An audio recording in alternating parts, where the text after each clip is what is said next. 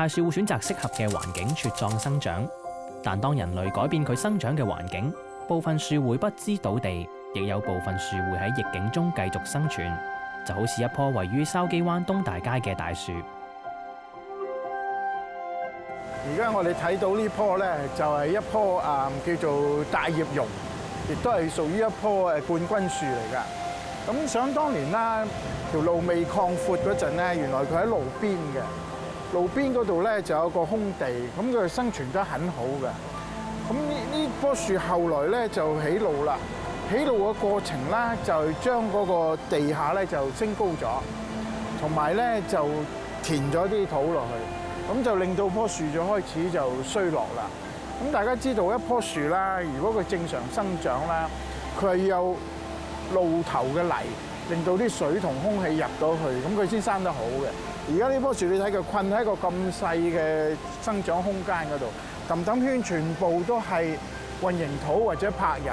咁混凝土柏油個底下，大家要記住咧，就係壓到好實嘅土壤。咁啊，於是四圍都密封晒，密封晒咧就令到呢棵樹咧個生長開始衰落啦，明顯衰落㗎啦。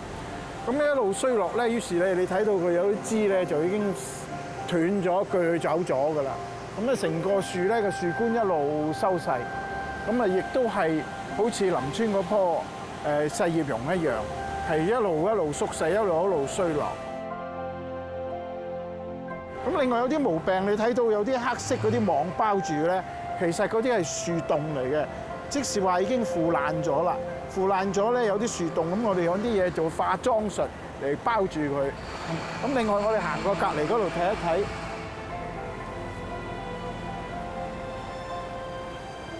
嗱呢度有個明顯有樹洞喺度啦，係咪啊？呢啲就大樹洞啦，即係你睇得出嗰啲洞入邊咧，嗰啲木就爛晒㗎啦，呢個就更加大啦。咁呢啲咁嘅樹洞咧，亦顯示嗰啲真菌就侵咗落去，一路侵入去食到呢啲咁嘅主幹同埋啲主枝咧，就入邊誒通晒爛晒嘅。咁啊，於是佢支持自己嘅能力咧一路下降嘅。咁另外大家可以睇嘅咧，就係呢一棵樹，你睇個樹腳係窄嘅。正常嘅樹咁大棵咧，個樹腳應該咁樣肥出嚟嘅。咁樹腳點解直落啊？就係因為佢填高咗咯。因為填高咗大概1米到嘅泥，於是佢原本肥出嚟嗰節咧就埋咗喺個地底嗰度。咁啊埋咗嗰節咧就出現好嚴重嘅問題嘅，因為樹幹啊唔可以用土壤埋住嘅，土壤埋住嘅樹幹咧佢會腐爛嘅，腐爛就加劇佢嗰個不穩定性啦。咁所以呢一樣嘢咧就我成日都話道路就好靚啦，但係棵樹就好慘啦。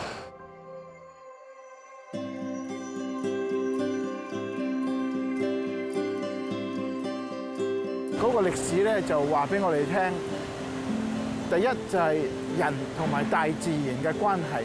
喺個市區入邊咧，好多時咧就人就佔盡優勢，大自然就變成一個即係叫做失敗者，或者叫做被迫害嘅一個受害者嚟嘅。咁另一個故事我哋可以講㗎啦，就係喺呢個道路建設同埋樹木保養兩者嗰個關係啦。咁好多時咧就起路咧就工程嗰邊咧就做到盡善盡美。香港嗰個建築工程、道路工程咧就全部都甲級嘅，做到好優美嘅。但係喺個樹木保養嗰方面咧就做到甲乙丙丁啊，丁級都未必到嘅。咁點解咧？就因為我哋好多時咧就思維咧就單向嘅，淨係搞掂條路就算數啦。咁起完路之後，嗰棵樹點樣樣咧？我哋就冇乜理佢嘅。咁喺呢啲咁嘅建設同埋樹木保養嗰方面嘅衝突咧，好多時都係個樹木咧就變成一個輸家，一定係輸噶啦。咁啊，工程建設一定係贏噶啦。咁啊，所以呢啲咁嘅情況咧，就不斷咁喺我哋呢個城市入邊出現嘅。咁啊，好多樹咧就原本個生長空間就好優美嘅，就逐漸喺附近起樓，跟住啊擴闊條路，跟住執靚條路，咁整下咧個生長環境咧就越嚟越惡劣。咁啊，到最後咧，我哋有條盡善盡美嘅道路，但係有一棵好殘嘅樹。咁呢棵樹不但止殘，係開始危險添嘅，因為你睇下呢嗰啲枝咧就開始爛，個樹腳又開始爛。咁大家知道呢條街咧，車唔少，人唔少㗎，個流量好大㗎。